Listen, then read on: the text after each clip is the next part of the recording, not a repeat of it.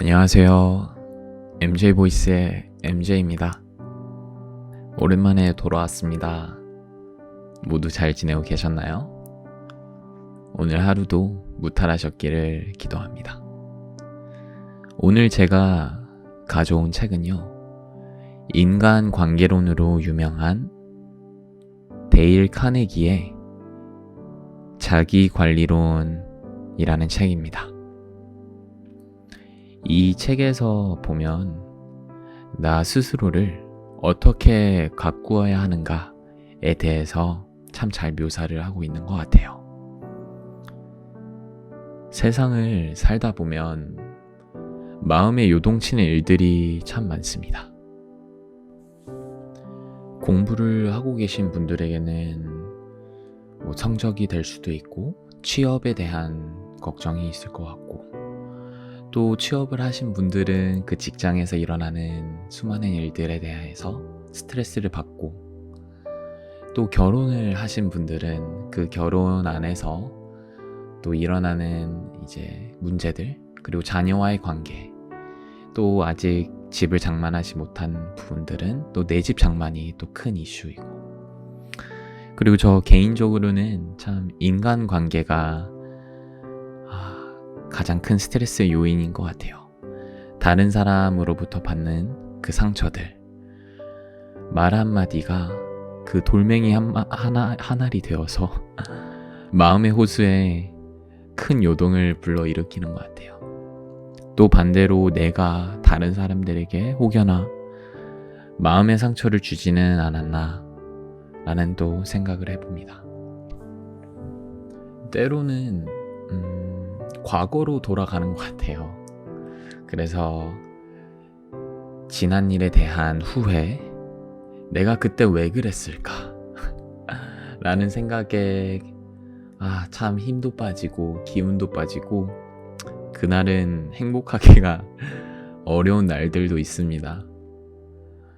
과거와 현재를 넘어서서 때로는 미래로 넘어가서 아직 일어나지도 않은 일에 대한 걱정을 또 자주 합니다.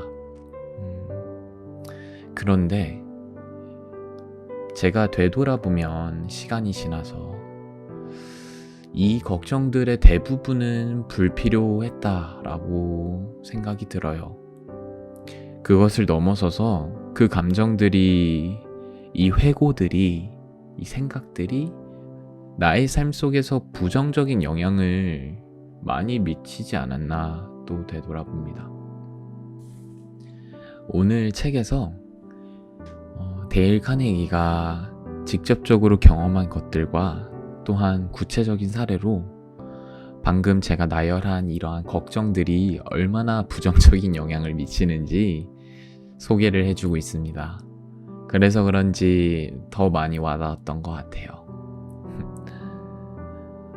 저는 여러분의 근심 걱정 없는 삶을 살아가는데 이 책이 조금이라도 도움이 되었으면 좋겠습니다.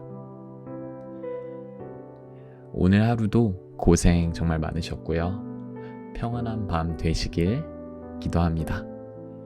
이제부터 책을 읽어드리겠습니다. 오늘 하루를 충실하게 살아라. 1871년 봄이었다. 한 청년이 책을 읽다가 마음을 사로잡는 한 구절을 발견했는데 그것이 그의 미래에 커다란 영향을 주었다. 몬트리올 종합병원의 의과 대학생이었던 그는 졸업시험을 앞두고 걱정이 태산 같았다. 다행히 시험을 통과할 수 있을지, 시험에 붙는다 하더라도 앞으로 무엇을 하면서 살아야 할지, 어디서 어떻게 개업을 할 것인지, 장차 어떻게 먹고 살아갈 것인지를 고민하고 있었다. 이 젊은 의학도가 1871년에 읽은 그 한 구절은 그가 당대 최고의 명의가 되는데 크게 도움이 되었다. 그는 세계적으로 유명한 존스 홉킨스 의대를 설립했으며 영국에서 의사가 누릴 수 있는 최고의 명예라고 할 수 있는 옥스퍼드 의과대학의 흠정 강좌 교수. 이는 왕이 친히 임명하는 교수직이다. 그것으로까지 발탁되었다. 또한 그는 영국 왕실로부터 자귀를 수여받았다. 죽은 뒤에는 그의 삶을 기록한 2권의 두꺼운 전기가 출간되었는데 그 분량이 무려 1466쪽에 달했다. 그의 이름은 윌리엄 오슬러 경이다. 그가 1871년 봄에 읽은 그 한 구절, 즉 그가 걱정으로부터 자유로운 삶을 살 수 있도록 이끌어준 토마스 칼라일의 그 구절은 이렇다. 우리가 힘써야 할 중요한 일은 먼 곳에 있는 막연한 것을 보는 것이 아니라 바로 눈앞에 있는 것을 실행하는 일이다. 42년이 지난 어느 따스한 봄날 저녁, 윌리엄 오슬러 경은 튤립이 만발한 예일대학교 캠퍼스에서 학생들에게 연설을 했다. 그는 예일대 학생들에게 이렇게 말하였다. 나처럼 4개의 대학에서 강의를 하고 유명한 책을 저술한 사람은 특별히 우수한 두뇌의 소유자일 것이라고 여겨지겠지만 그것은 사실이 아닙니다. 친한 친구들은 내가 지극히 평범한 두뇌를 갖고 있다는 사실을 알고 있습니다. 그렇다면 그의 성공 비결은 무엇이었을까? 그는 자신의 성공은 오늘 하루를 충실하게 살았던 덕분이라고 말했다. 오슬러 경은 대서양을 횡단하는 대형 원양 전기선에 타고 있었다. 그 배는 선장이 갑판에 서서 버튼 하나만 누르면 마술처럼 순식간에 배의 각 부분이 다른 부분과 완전히 격리되어 방수 구획으로 바뀌는 배였다. 윌리엄 오슬러 경은 예일대 학생들에게 이렇게 말했다. 여러분 개개인은 대형 여객선보다 훨씬 더 놀라운 유기체이며 더 먼 항로를 가야 합니다. 내가 여러분에게 강조하고 싶은 것은 배의 기관을 다루는 법을 배우듯이 하루하루 구획을 만들어 오늘을 충실하게 사는 것이 인생의 항로를 안전하게 보장해주는 가장 확실한 방법이라는 것입니다. 갑판에 올라서서 주요 방수 벽들이 질서정연하게 작동하고 있는 모습을 살펴보세요.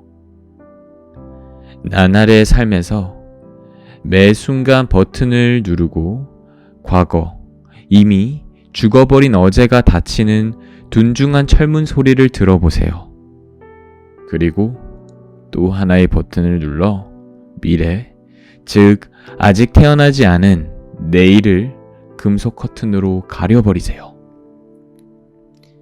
그래야만 여러분의 오늘이 안전해집니다. 과거를 단절하세요. 죽은 과거는 죽은 채로 묻어두세요. 바보들에게 죽음의 잿더미로 가는 길을 밝혀주던 어제를 단절하세요. 내일의 짐에 어제의 짐까지 얹어서 오늘 지고 간다면 아무리 튼튼한 사람도 비틀거리게 됩니다. 과거와 마찬가지로 미래도 빈틈없이 단절하세요. 오늘이 바로 미래입니다. 내일이란 없으니까요. 인간이 구원받는 날은 바로 지금입니다. 미래를 걱정하는 사람에게는 정력의 낭비와 정신적 고통, 근심, 걱정이 끈질기게 따라다닙니다. 그러므로 꽉 닫아버리세요. 이물에서 고물까지 방수벽으로 단단히 막은 다음 오늘 하루를 충실하게 사는 습관을 들이도록 준비를 하세요.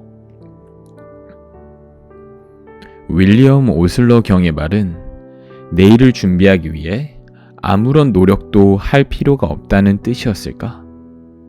결코 그런 뜻이 아니다. 그 연설에서 그는 내일을 준비하기 위한 최선의 방법은 여러분이 가진 모든 지성과 열정을 동원해서 오늘 할 일을 오늘 하기 위해 집중하는 것이라고 역설했다. 그것만이 내일을 위해 우리가 준비할 수 있는 유일한 방법이다. 윌리엄 오슬러 경은 예일대 학생들에게 오늘 우리에게 일용할 양식을 주옵시고 라는 주기도문으로 하루를 시작할 것을 권했다. 이 기도가 단지 오늘의 양식만을 간구하고 있다는 사실을 기억하기 바란다. 이 기도는 어제 먹어야 했던 묵은 빵에 대해 불평을 말하지 않는다. 또한 오 하나님, 요즘 밀밭이 바싹 말라 있습니다. 또 가뭄이 들려나 봅니다. 그러면 내년 가을에 먹을 양식을 어찌 마련할 수 있겠습니까? 아니면 제가 일자리를 잃게 된다면 오 주여, 그러면 어떻게 양식을 구할 수 있겠습니까? 라고 말하지도 않는다. 그렇다. 이 기도는 우리가 오늘 필요한 양식만을 간청해야 한다고 가르치고 있다.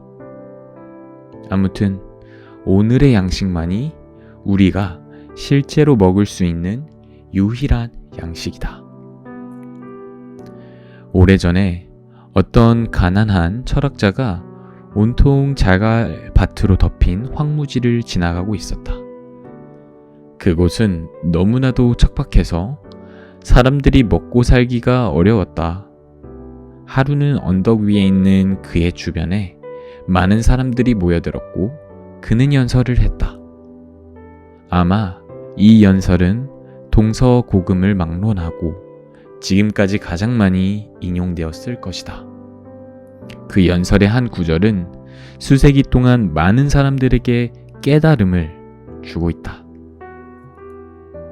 그러므로 내일 일을 위하여 생각하지 마라.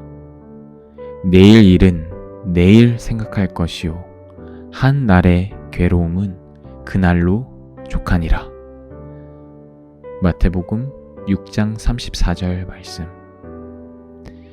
많은 사람들이 내일 일을 위하여 생각하지 말라, 이 예수의 말을 받아들이지 않았다.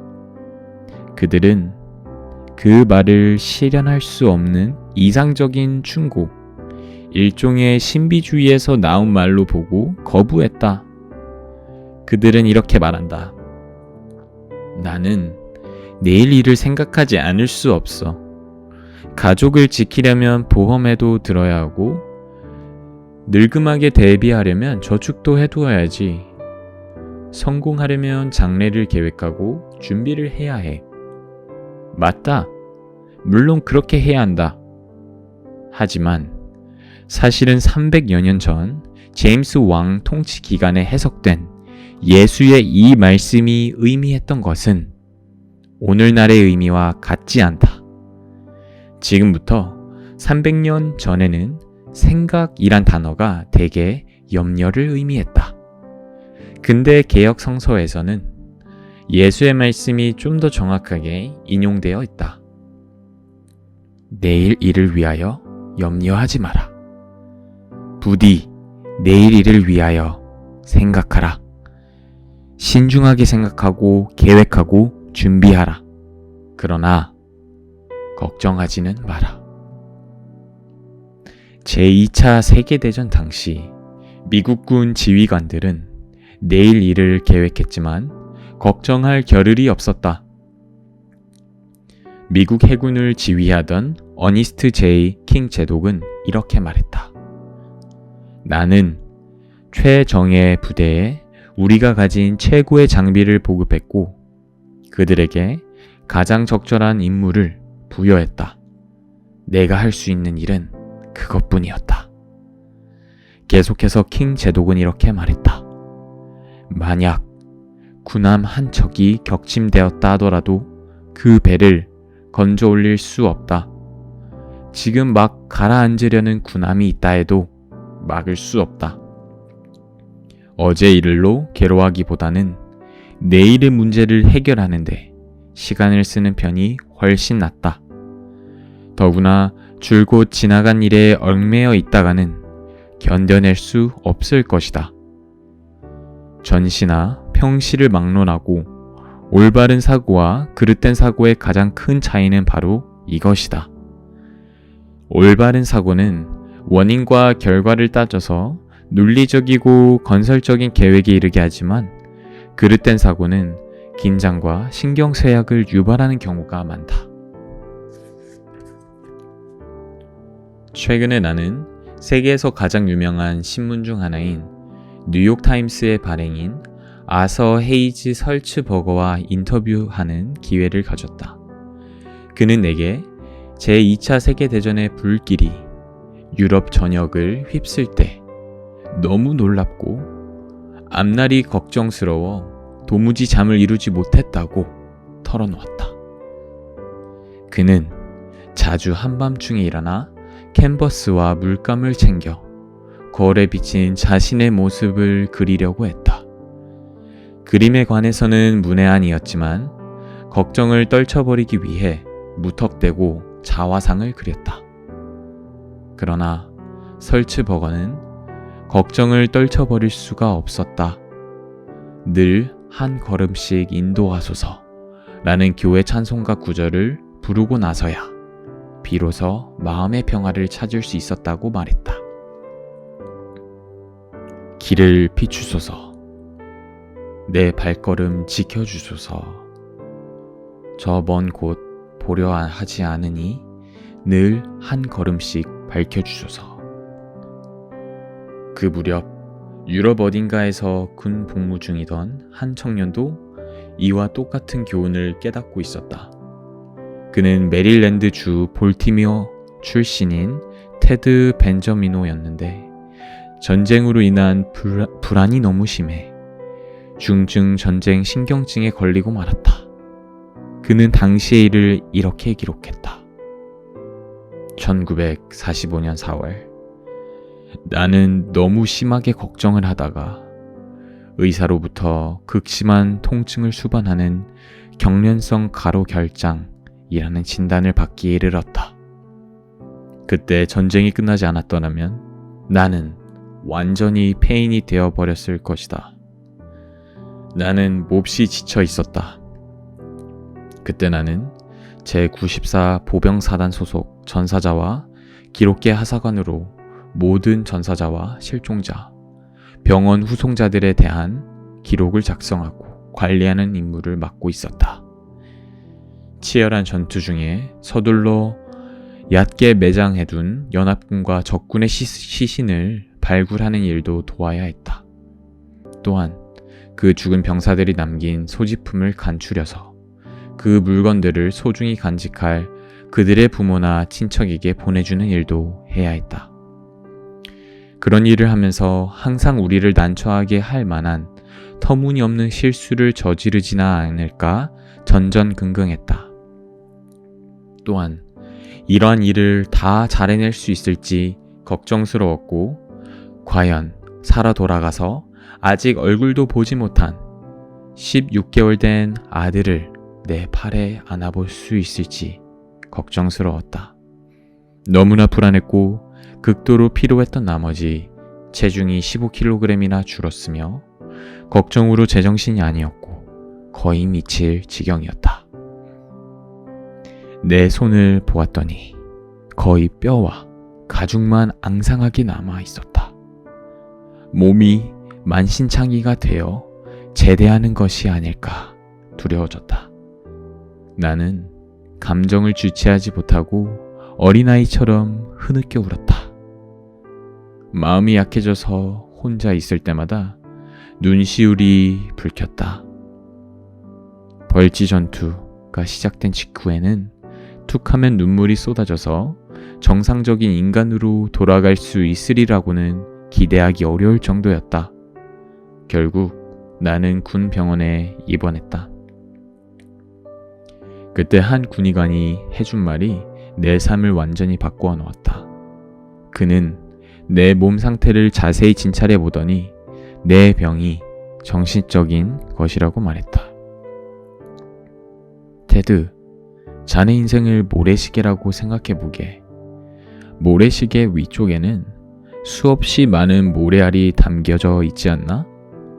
그 모래알들은 일정한 간격을 두고 천천히 중앙의 가느다란 목을 통과하는 걸세. 그러나 한 번에 한 알 이상 모래를 통과시키려 한다면 모래시계는 부서지고 말겠지.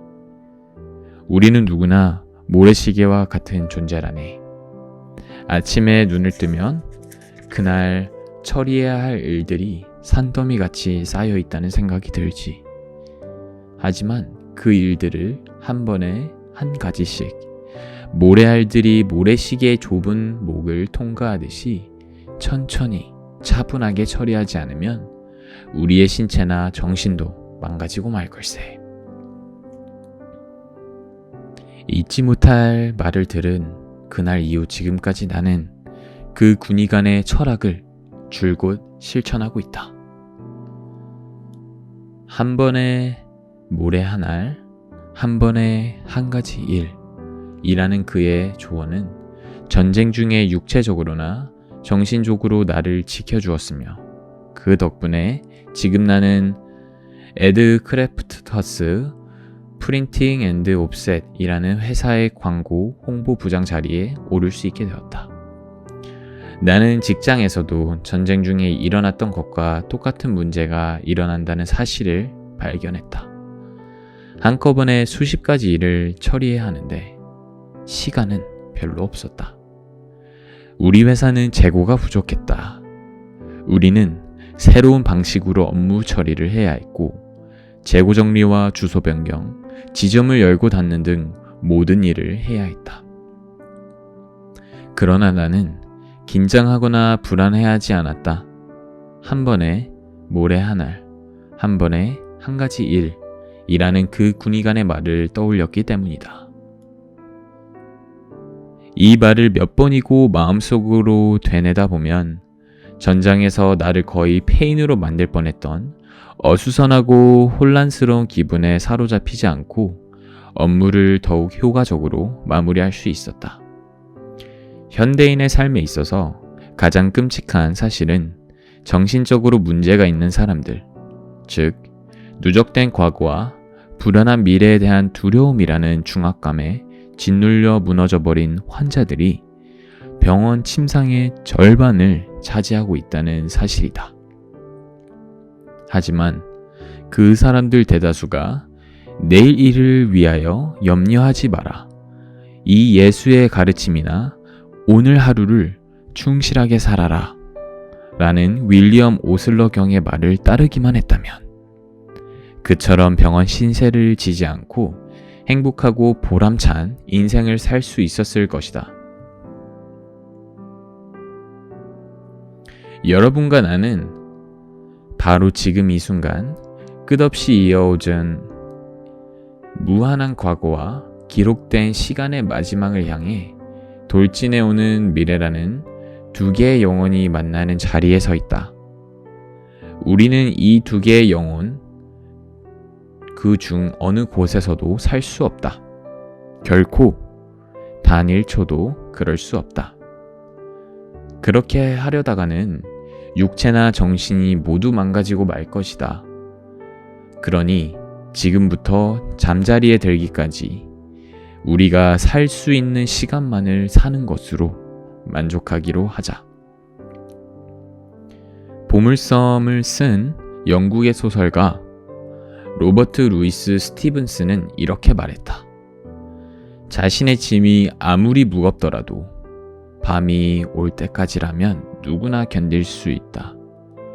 일이 아무리 힘들더라도 하루 동안이라면 누구나 할 수 있다. 해가 질 때까지라면 누구나 기분 좋게, 참을성 있게, 다정하게, 순수하게 전념할 수 있다. 이것이야말로 실제로 삶이 의미하는 전부이다. 그렇다. 삶이 우리에게 요구하는 것은 이것이 전부이다. 하지만 미시간주 세기노에 사는 E.K. 실즈 부인은 잠자리에 들 때까지만 사는 법을 배우기 전에는 절망에 빠져서 거의 자살 직전까지 갔다. 쉴즈 부인은 내게 자신의 이야기를 들려주며 이렇게 말했다. 1937년 남편을 잃고 저는 몹시 우울했습니다. 게다가 무일푼이었지요. 전에 캔자스에 있는 로치 파울러 컴퍼니에서 근무할 당시 저의 상사였던 리언 로치 씨에게 편지를 써서 간신히 복직할 수 있었습니다. 예전에 저는 시골이나 도심지 학교에 책을 판매하는 일을 했습니다. 2년 전에 남편이 병상에 눕게 되어 차를 팔아버렸지만 있는 돈을 다 긁어모아 중고차를 할부로 사서 다시 책 장사를 하게 되었지요.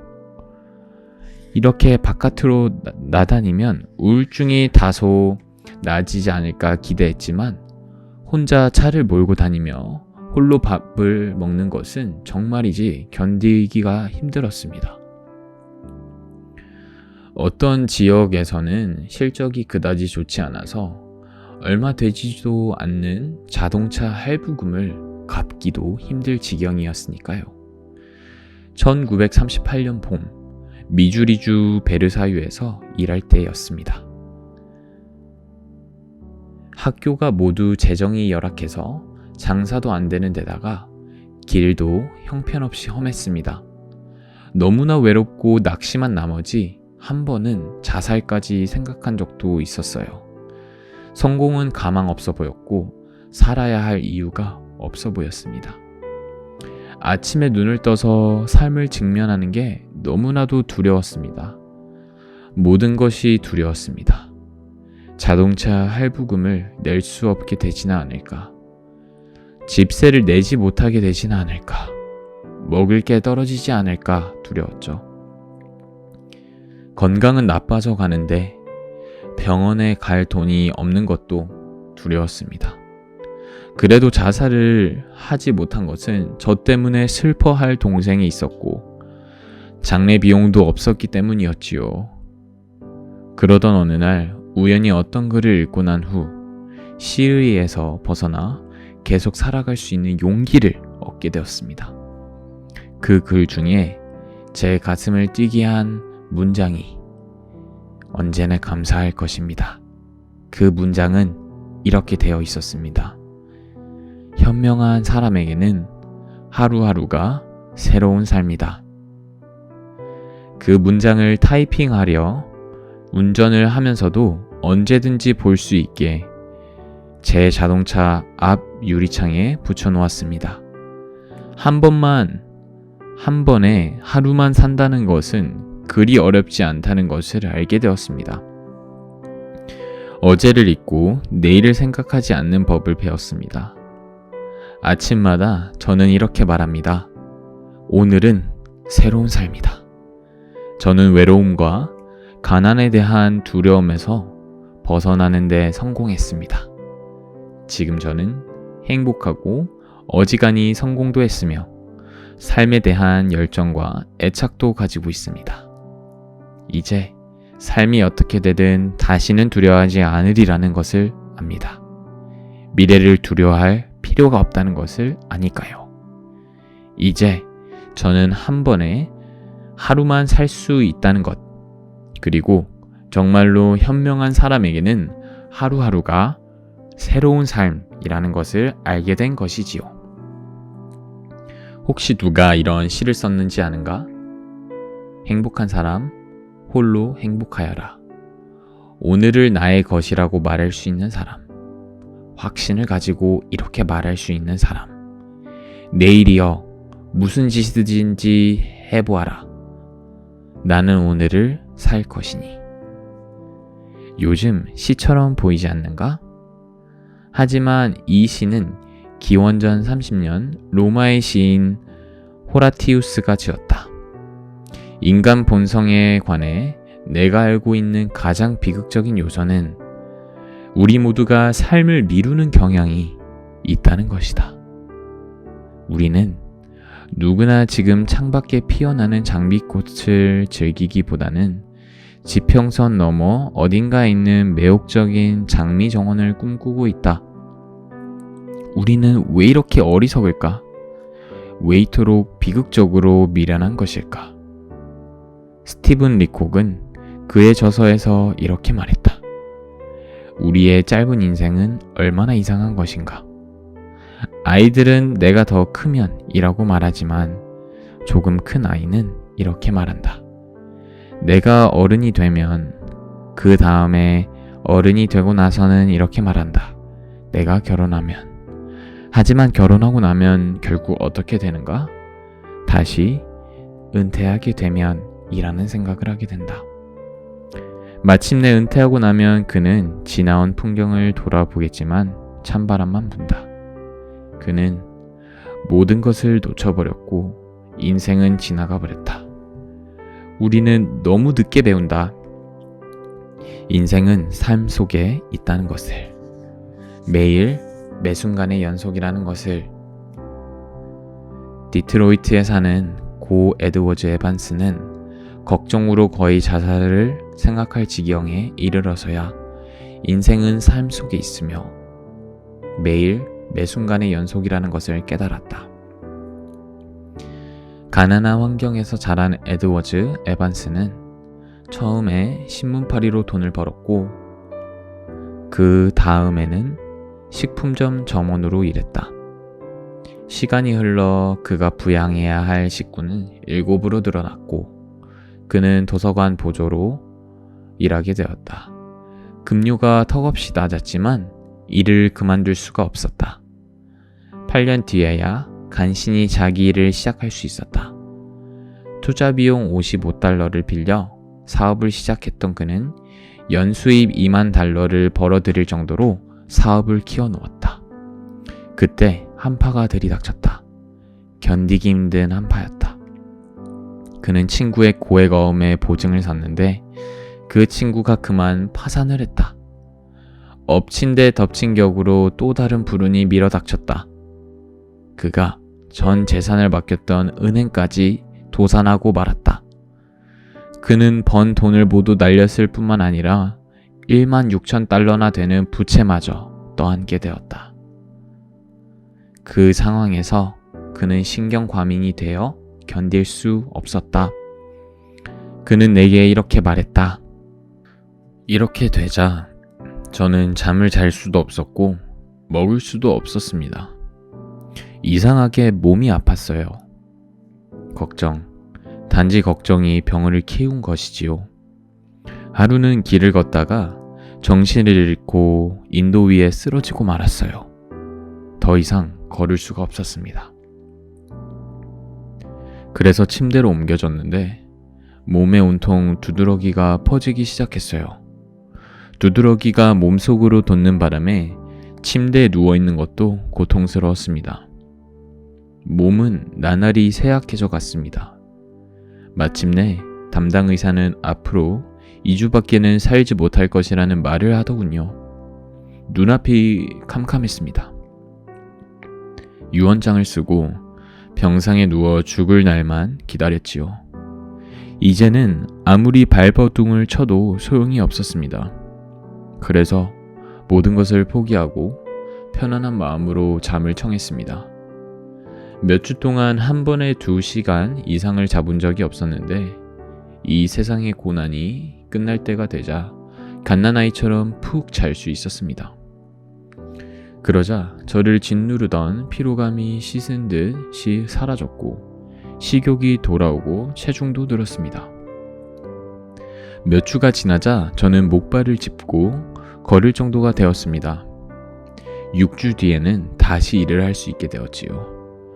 전에는 1년에 $20,000를 벌었지만 지금은 주급 $30를 받는 일에도 감사했습니다. 저는 자동차를 선적할 때 차량의 바퀴 뒤에 괴는 고인목을 판매하는 일을 했습니다. 그때 저는 깨달은 바가 있었습니다. 더 이상 걱정을 하지 말자. 과거에 일어난 일을 후회하지도 말고 미래를 두려워하지도 말자. 그러자 저는 제 모든 시간과 정력, 열정을 고인목 파는 일에 집중하게 되었지요. 그로부터 에드워드 에반스는 빠르게 성장했다. 몇 년 뒤 그는 에반스 프로덕트 컴퍼니의 사장이 되었으며 이 회사는 오래전에 뉴욕 증권 거래소에 상장되었다. 만약 당신이 그린란드 상공을 알고 있다면 그의 이름을 따서 지은 에반스필드 공항에 내릴지도 모른다. 하지만 그가 하루를 충실히 사는 법을 배우지 못했더라면 에드워드 에반스는 이와 같은 것들을 결코 이루지 못했다. 루이스 캐럴의 소설 겨울나라의 앨리스에서 하얀 여왕이 앨리스에게 한 말이 있다. 규칙은 어제도 잼을 발랐고 내일도 잼을 바르지만 오늘은 절대 잼을 바르지 않는 거야. 대부분 사람들은 이와 같다. 지금 당장 오늘의 잼을 빵 위에 두텁게 바르는 대신 어제의 잼 때문에 마음을 졸이고 내일의 잼을 걱정한다. 심지어 프랑스의 위대한 철학자 몽테뉴도 이와 같은 실수를 저질렀다. 그는 이렇게 말했다. 내 삶은 대부분 일어나지도 않는 끔찍한 불행으로 가득 차 있다. 나나 여러분의 삶도 마찬가지이다. 단테는 오늘이란 날은 두 번 다시 오지 않는다는 것을 명심하라 라고 말했다. 인생은 믿기 어려울 만치 무서운 속도로 미끄러지듯이 지나가 버린다. 우리는 초속 83km의 속도로 우주 공간을 질주하고 있다. 오늘이야말로 우리가 가진 가장 소중한 재산이다. 오늘이야말로 우리가 가진 단 하나의 확실한 재산이다. 이것은 로엘 토머스의 철학이기도 하다. 최근에 나는 그의 동장에서 주말을 보낸 적이 있는데 그는 다음과 같은 시편 118편에 나오는 한 구절을 액자에 넣어 잘 볼 수 있도록 방송실의 벽에 걸어두었다. 이 날은 여호와의 정하신 것이라. 이 날에 우리가 즐거워하고 기뻐하리라. 존 러킨스의 책상 위에는 평범한 돌멩이 하나가 놓여 있었는데 거기에는 투데이라는 단어가 새겨져 있었다. 내 책상 위에 그런 돌멩이는 없지만 나는 매일 아침 면도할 때마다 볼 수 있도록 거울에 시 한 편을 붙여놓았다. 그 시는 인도의 유명한 극작가 칼리다사가 쓴 시로 윌리엄 오슬러 경이 자기 책상 위에 놓아두었던 시이기도 하다. 이는 다음과 같다. 새벽에 바치는 인사, 이 달을 보라.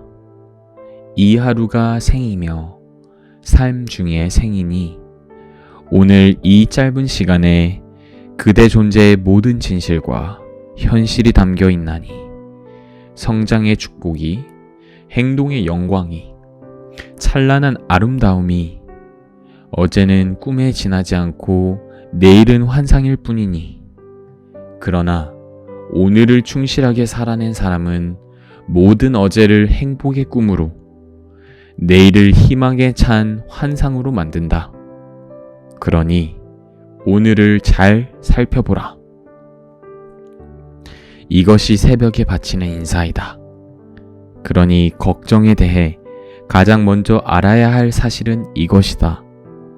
인생에서 걱정을 떨쳐버리고 싶다면 윌리엄 오슬러 경의 방법을 실행하라. 과거와 미래를 철문으로 닫아버리고 오늘 하루를 충실하게 살아라.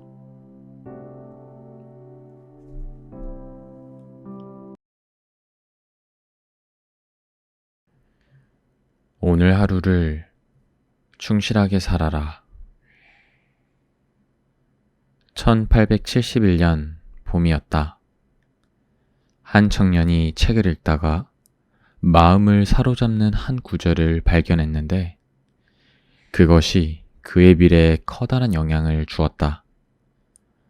몬트리올 종합병원의 의과 대학생이었던 그는 졸업시험을 앞두고 걱정이 태산 같았다. 다행히 시험을 통과할 수 있을지, 시험에 붙는다 하더라도 앞으로 무엇을 하면서 살아야 할지, 어디서 어떻게 개업을 할 것인지, 장차 어떻게 먹고 살아갈 것인지를 고민하고 있었다. 이 젊은 의학도가 1871년에 읽은 그 한 구절은 그가 당대 최고의 명의가 되는데 크게 도움이 되었다. 그는 세계적으로 유명한 존스 홉킨스 의대를 설립했으며 영국에서 의사가 누릴 수 있는 최고의 명예라고 할 수 있는 옥스퍼드 의과대학의 흠정 강좌 교수, 이는 왕이 친히 임명하는 교수직이다. 그것으로까지 발탁되었다. 또한 그는 영국 왕실로부터 자귀를 수여받았다. 죽은 뒤에는 그의 삶을 기록한 2권의 두꺼운 전기가 출간되었는데 그 분량이 무려 1466쪽에 달했다. 그의 이름은 윌리엄 오슬러 경이다. 그가 1871년 봄에 읽은 그 한 구절, 즉 그가 걱정으로부터 자유로운 삶을 살 수 있도록 이끌어준 토마스 칼라일의 그 구절은 이렇다. 우리가 힘써야 할 중요한 일은 먼 곳에 있는 막연한 것을 보는 것이 아니라 바로 눈앞에 있는 것을 실행하는 일이다. 42년이 지난 어느 따스한 봄날 저녁, 윌리엄 오슬러 경은 튤립이 만발한 예일대학교 캠퍼스에서 학생들에게 연설을 했다. 그는 예일대 학생들에게 이렇게 말하였다. 나처럼 4개의 대학에서 강의를 하고 유명한 책을 저술한 사람은 특별히 우수한 두뇌의 소유자일 것이라고 여겨지겠지만 그것은 사실이 아닙니다. 친한 친구들은 내가 지극히 평범한 두뇌를 갖고 있다는 사실을 알고 있습니다. 그렇다면 그의 성공 비결은 무엇이었을까? 그는 자신의 성공은 오늘 하루를 충실하게 살았던 덕분이라고 말했다. 오슬러 경은 대서양을 횡단하는 대형 원양 전기선에 타고 있었다. 그 배는 선장이 갑판에 서서 버튼 하나만 누르면 마술처럼 순식간에 배의 각 부분이 다른 부분과 완전히 격리되어 방수 구획으로 바뀌는 배였다. 윌리엄 오슬러 경은 예일대 학생들에게 이렇게 말했다. 여러분 개개인은 대형 여객선보다 훨씬 더 놀라운 유기체이며 더 먼 항로를 가야 합니다. 내가 여러분에게 강조하고 싶은 것은 배의 기관을 다루는 법을 배우듯이 하루하루 구획을 만들어 오늘을 충실하게 사는 것이 인생의 항로를 안전하게 보장해주는 가장 확실한 방법이라는 것입니다. 갑판에 올라서서 주요 방수 벽들이 질서정연하게 작동하고 있는 모습을 살펴보세요. 나날의 삶에서 매 순간 버튼을 누르고 과거, 이미 죽어버린 어제가 닫히는 둔중한 철문 소리를 들어보세요. 그리고 또 하나의 버튼을 눌러 미래, 즉 아직 태어나지 않은 내일을 금속 커튼으로 가려버리세요. 그래야만 여러분의 오늘이 안전해집니다. 과거를 단절하세요. 죽은 과거는 죽은 채로 묻어두세요. 바보들에게 죽음의 잿더미로 가는 길을 밝혀주던 어제를 단절하세요. 내일의 짐에 어제의 짐까지 얹어서 오늘 지고 간다면 아무리 튼튼한 사람도 비틀거리게 됩니다. 과거와 마찬가지로 미래도 빈틈없이 단절하세요. 오늘이 바로 미래입니다. 내일이란 없으니까요. 인간이 구원받는 날은 바로 지금입니다. 미래를 걱정하는 사람에게는 정력의 낭비와 정신적 고통, 근심, 걱정이 끈질기게 따라다닙니다. 그러므로 꽉 닫아버리세요. 이물에서 고물까지 방수벽으로 단단히 막은 다음 오늘 하루를 충실하게 사는 습관을 들이도록 준비를 하세요. 윌리엄 오슬러 경의 말은 내일을 준비하기 위해 아무런 노력도 할 필요가 없다는 뜻이었을까? 결코 그런 뜻이 아니다. 그의 연설에서 그는 내일을 준비하기 위한 최선의 방법은 여러분이 가진 모든 지성과 열정을 동원해서 오늘 할 일을 오늘 하기 위해 집중하는 것이라고 역설했다. 그것만이 내일을 위해 우리가 준비할 수 있는 유일한 방법이다. 윌리엄 오슬러 경은 예일대 학생들에게 오늘 우리에게 일용할 양식을 주옵시고 라는 주기도문으로 하루를 시작할 것을 권했다.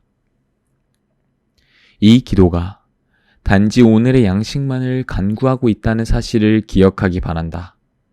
이 기도는 어제 먹어야 했던 묵은 빵에 대해 불평을 말하지 않는다. 또한 오 하나님, 요즘 밀밭이 바싹 말라 있습니다. 또 가뭄이 들려나 봅니다.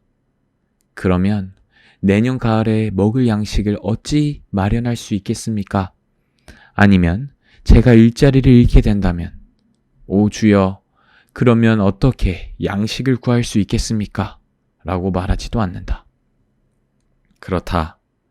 이 기도는 우리가 오늘 필요한 양식만을 간청해야 한다고 가르치고 있다. 아무튼 오늘의 양식만이 우리가 실제로 먹을 수 있는 유일한 양식이다. 오래전에 어떤 가난한 철학자가 온통 자갈밭으로 덮인 황무지를 지나가고 있었다. 그곳은 너무나도 척박해서 사람들이 먹고 살기가 어려웠다. 하루는 언덕 위에 있는 그의 주변에 많은 사람들이 모여들었고 그는 연설을 했다. 아마 이 연설은 동서고금을 막론하고 지금까지 가장 많이 인용되었을 것이다. 그 연설의 한 구절은 수세기 동안 많은 사람들에게 깨달음을 주고 있다. 그러므로 내일 일을 위하여 생각하지 마라. 내일 일은 내일 생각할 것이요 한 날의 괴로움은 그날로 족하니라. 마태복음 6장 34절 말씀. 많은 사람들이 내일 일을 위하여 생각하지 말라. 이 예수의 말을 받아들이지 않았다. 그들은 그 말을 실현할 수 없는 이상적인 충고, 일종의 신비주의에서 나온 말로 보고 거부했다. 그들은 이렇게 말한다. 나는 내일 일을 생각하지 않을 수 없어. 가족을 지키려면 보험에도 들어야 하고 늙음하게 대비하려면 저축도 해두어야지. 성공하려면 장래를 계획하고 준비를 해야 해. 맞다. 물론 그렇게 해야 한다. 하지만 사실은 300여 년 전 제임스 왕 통치 기간에 해석된 예수의 이 말씀이 의미했던 것은 오늘날의 의미와 같지 않다. 지금부터 300년 전에는 생각이란 단어가 대개 염려를 의미했다. 근대 개역 성서에서는 예수의 말씀이 좀 더 정확하게 인용되어 있다. 내일 일을 위하여 염려하지 마라. 부디 내일 일을 위하여 생각하라. 신중하게 생각하고 계획하고 준비하라. 그러나 걱정하지는 마라. 제2차 세계대전 당시 미국군 지휘관들은 내일 일을 계획했지만 걱정할 겨를이 없었다. 미국 해군을 지휘하던 어니스트 제이 킹 제독은 이렇게 말했다. 나는 최정예 부대에 우리가 가진 최고의 장비를 보급했고 그들에게 가장 적절한 임무를 부여했다. 내가 할 수 있는 일은 그것뿐이었다. 계속해서 킹 제독은 이렇게 말했다. 만약 군함 한 척이 격침되었다 하더라도 그 배를 건져 올릴 수 없다. 지금 막 가라앉으려는 군함이 있다 해도 막을 수 없다. 어제 일로 괴로워하기보다는 내일의 문제를 해결하는데 시간을 쓰는 편이 훨씬 낫다. 더구나 줄곧 지나간 일에 얽매여 있다가는 견뎌낼 수 없을 것이다. 전시나 평시를 막론하고 올바른 사고와 그릇된 사고의 가장 큰 차이는 바로 이것이다. 올바른 사고는 원인과 결과를 따져서 논리적이고 건설적인 계획에 이르게 하지만 그릇된 사고는 긴장과 신경쇠약을 유발하는 경우가 많다. 최근에 나는 세계에서 가장 유명한 신문 중 하나인 뉴욕타임스의 발행인 아서 헤이즈 설츠버거와 인터뷰하는 기회를 가졌다.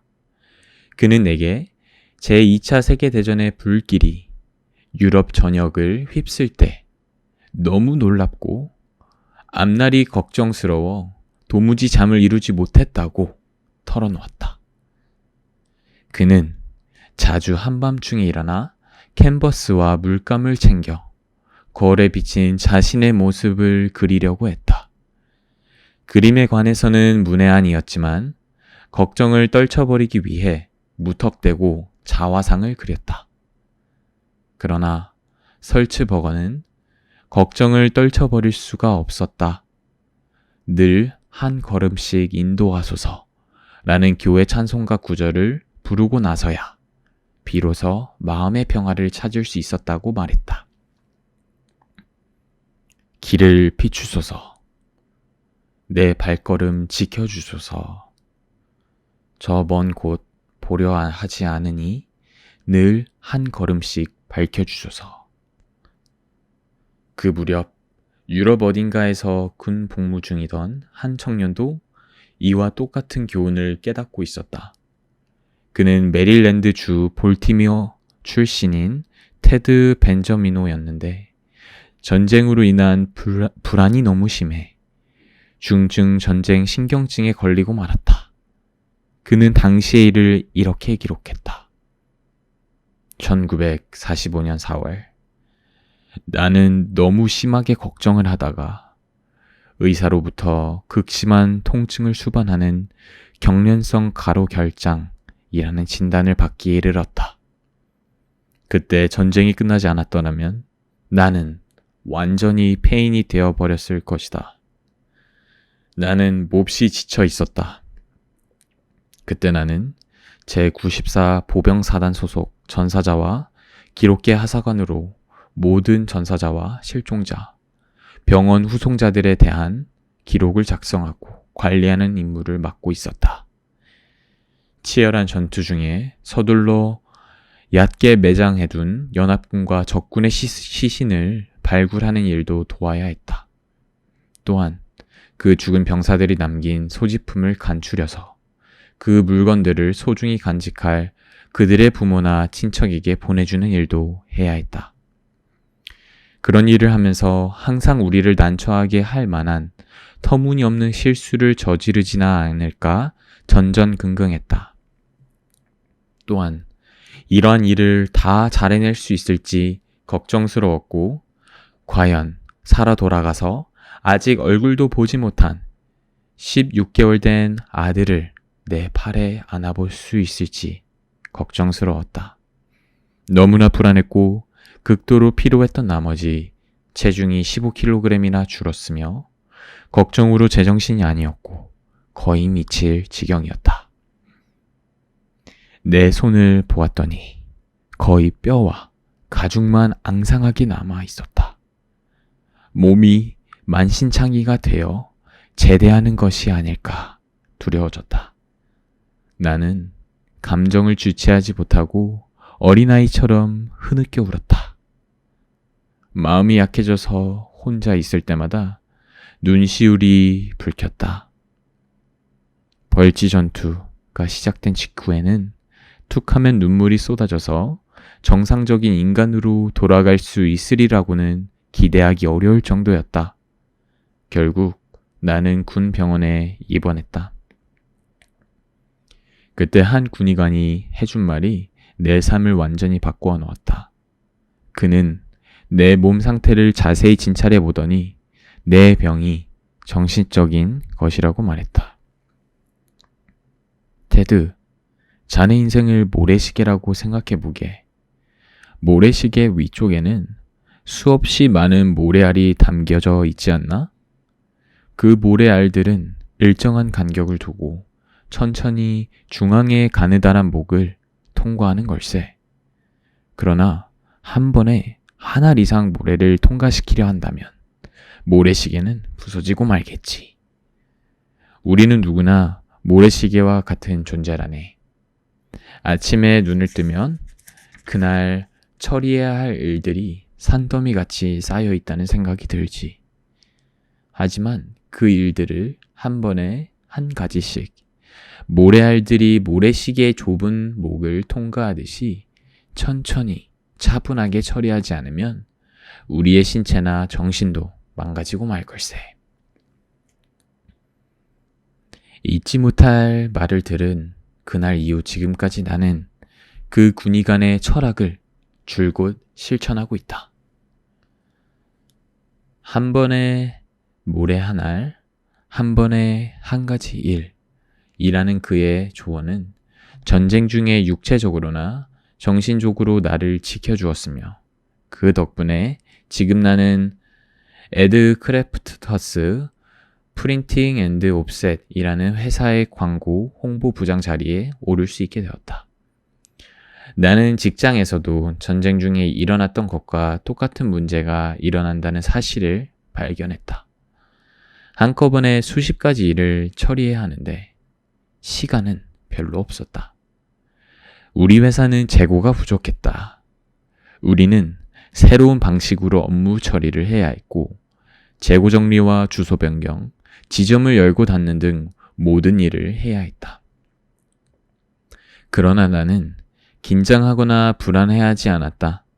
한 번에 모래 한 알, 한 번에 한 가지 일이라는 그 군의관의 말을 떠올렸기 때문이다. 이 말을 몇 번이고 마음속으로 되뇌다 보면 전장에서 나를 거의 폐인으로 만들 뻔했던 어수선하고 혼란스러운 기분에 사로잡히지 않고 업무를 더욱 효과적으로 마무리할 수 있었다.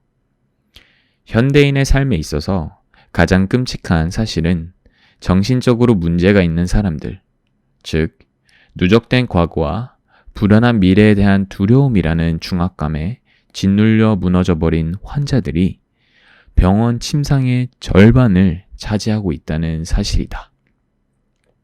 하지만 그 사람들 대다수가 내일 일을 위하여 염려하지 마라. 이 예수의 가르침이나 오늘 하루를 충실하게 살아라. 라는 윌리엄 오슬러 경의 말을 따르기만 했다면 그처럼 병원 신세를 지지 않고 행복하고 보람찬 인생을 살 수 있었을 것이다. 여러분과 나는 바로 지금 이 순간 끝없이 이어오던 무한한 과거와 기록된 시간의 마지막을 향해 돌진해오는 미래라는 두 개의 영혼이 만나는 자리에 서 있다. 우리는 이 두 개의 영혼, 그 중 어느 곳에서도 살 수 없다. 결코 단 1초도 그럴 수 없다. 그렇게 하려다가는 육체나 정신이 모두 망가지고 말 것이다. 그러니 지금부터 잠자리에 들기까지 우리가 살 수 있는 시간만을 사는 것으로 만족하기로 하자. 보물섬을 쓴 영국의 소설가 로버트 루이스 스티븐스는 이렇게 말했다. 자신의 짐이 아무리 무겁더라도 밤이 올 때까지라면 누구나 견딜 수 있다. 일이 아무리 힘들더라도 하루 동안이라면 누구나 할 수 있다. 해가 질 때까지라면 누구나 기분 좋게, 참을성 있게, 다정하게, 순수하게 전념할 수 있다. 이것이야말로 실제로 삶이 의미하는 전부이다. 그렇다. 삶이 우리에게 요구하는 것은 이것이 전부이다. 하지만 미시간주 세기노에 사는 E.K. 실즈 부인은 잠자리에 들 때까지만 사는 법을 배우기 전에는 절망에 빠져서 거의 자살 직전까지 갔다. 실즈 부인은 내게 자신의 이야기를 들려주며 이렇게 말했다. 1937년 남편을 잃고 저는 몹시 우울했습니다. 게다가 무일 뿐이었지요. 전에 캔자스에 있는 로치 파울러 컴퍼니에서 근무할 당시 저의 상사였던 리언 로치 씨에게 편지를 써서 간신히 복직할 수 있었습니다. 예전에 저는 시골이나 도심지 학교에 책을 판매하는 일을 했습니다. 2년 전에 남편이 병상에 눕게 되어 차를 팔아버렸지만 있는 돈을 다 긁어모아 중고차를 할부로 사서 다시 책 장사를 하게 되었지요. 이렇게 바깥으로 나다니면 우울증이 다소 나아지지 않을까 기대했지만 혼자 차를 몰고 다니며 홀로 밥을 먹는 것은 정말이지 견디기가 힘들었습니다. 어떤 지역에서는 실적이 그다지 좋지 않아서 얼마 되지도 않는 자동차 할부금을 갚기도 힘들 지경이었으니까요. 1938년 봄, 미주리주 베르사유에서 일할 때였습니다. 학교가 모두 재정이 열악해서 장사도 안 되는 데다가 길도 형편없이 험했습니다. 너무나 외롭고 낙심한 나머지 한 번은 자살까지 생각한 적도 있었어요. 성공은 가망 없어 보였고 살아야 할 이유가 없어 보였습니다. 아침에 눈을 떠서 삶을 직면하는 게 너무나도 두려웠습니다. 모든 것이 두려웠습니다. 자동차 할부금을 낼 수 없게 되지는 않을까? 집세를 내지 못하게 되지는 않을까? 먹을 게 떨어지지 않을까 두려웠죠. 건강은 나빠져 가는데 병원에 갈 돈이 없는 것도 두려웠습니다. 그래도 자살을 하지 못한 것은 저 때문에 슬퍼할 동생이 있었고 장례 비용도 없었기 때문이었지요. 그러던 어느 날 우연히 어떤 글을 읽고 난 후 시의에서 벗어나 계속 살아갈 수 있는 용기를 얻게 되었습니다. 그 글 중에 제 가슴을 뛰게 한 문장이 언제나 감사할 것입니다. 그 문장은 이렇게 되어 있었습니다. 현명한 사람에게는 하루하루가 새로운 삶이다. 그 문장을 타이핑하려 운전을 하면서도 언제든지 볼 수 있게 제 자동차 앞 유리창에 붙여놓았습니다. 한 번에 하루만 산다는 것은 그리 어렵지 않다는 것을 알게 되었습니다. 어제를 잊고 내일을 생각하지 않는 법을 배웠습니다. 아침마다 저는 이렇게 말합니다. 오늘은 새로운 삶이다. 저는 외로움과 가난에 대한 두려움에서 벗어나는 데 성공했습니다. 지금 저는 행복하고 어지간히 성공도 했으며 삶에 대한 열정과 애착도 가지고 있습니다. 이제 삶이 어떻게 되든 다시는 두려워하지 않으리라는 것을 압니다. 미래를 두려워할 필요가 없다는 것을 아니까요. 이제 저는 한 번에 하루만 살 수 있다는 것, 그리고 정말로 현명한 사람에게는 하루하루가 새로운 삶이라는 것을 알게 된 것이지요. 혹시 누가 이런 시를 썼는지 아는가? 행복한 사람, 홀로 행복하여라. 오늘을 나의 것이라고 말할 수 있는 사람. 확신을 가지고 이렇게 말할 수 있는 사람. 내일이여 무슨 짓이든지 해보아라. 나는 오늘을 살 것이니. 요즘 시처럼 보이지 않는가? 하지만 이 시는 기원전 30년 로마의 시인 호라티우스가 지었다. 인간 본성에 관해 내가 알고 있는 가장 비극적인 요소는 우리 모두가 삶을 미루는 경향이 있다는 것이다. 우리는 누구나 지금 창밖에 피어나는 장미꽃을 즐기기보다는 지평선 너머 어딘가에 있는 매혹적인 장미 정원을 꿈꾸고 있다. 우리는 왜 이렇게 어리석을까? 왜 이토록 비극적으로 미련한 것일까?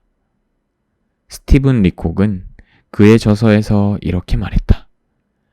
우리의 짧은 인생은 얼마나 이상한 것인가?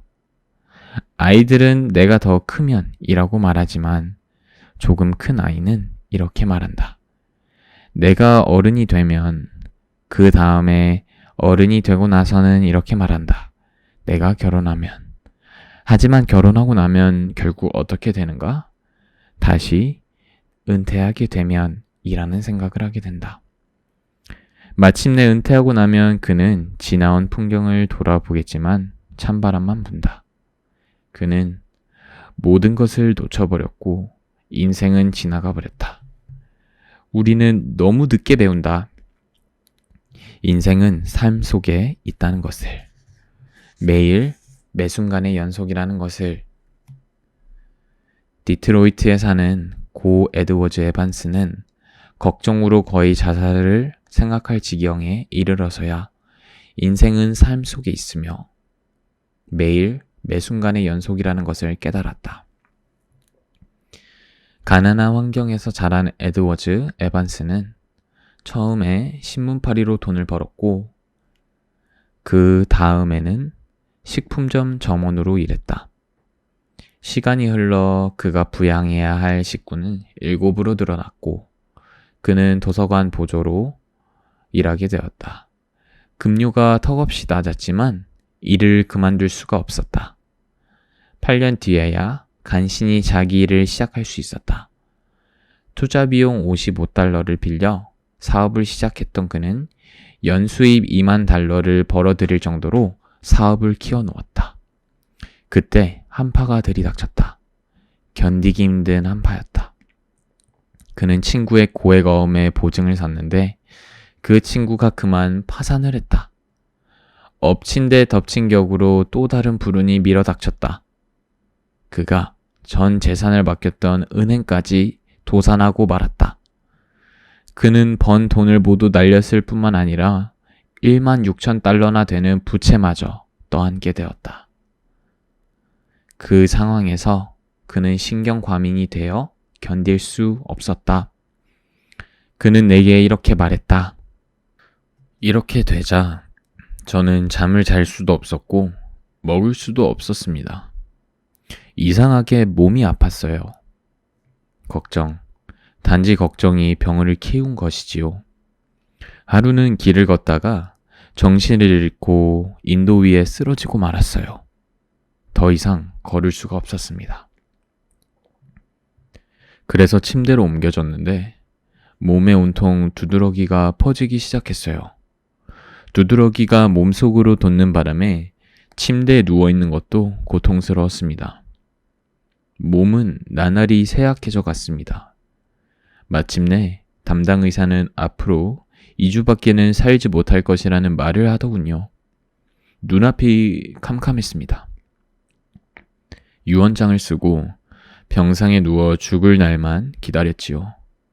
이제는 아무리 발버둥을 쳐도 소용이 없었습니다. 그래서 모든 것을 포기하고 편안한 마음으로 잠을 청했습니다.